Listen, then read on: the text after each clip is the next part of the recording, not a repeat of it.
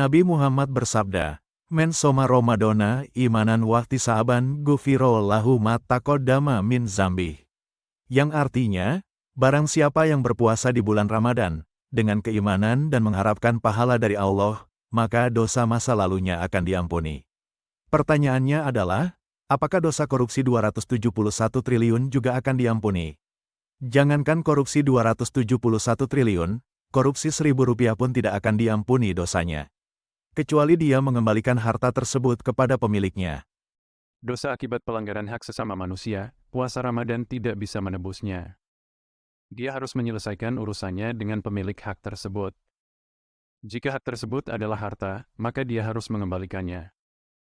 Informasi beasiswa dan kuliah gratis di STAI Darul Hikmah.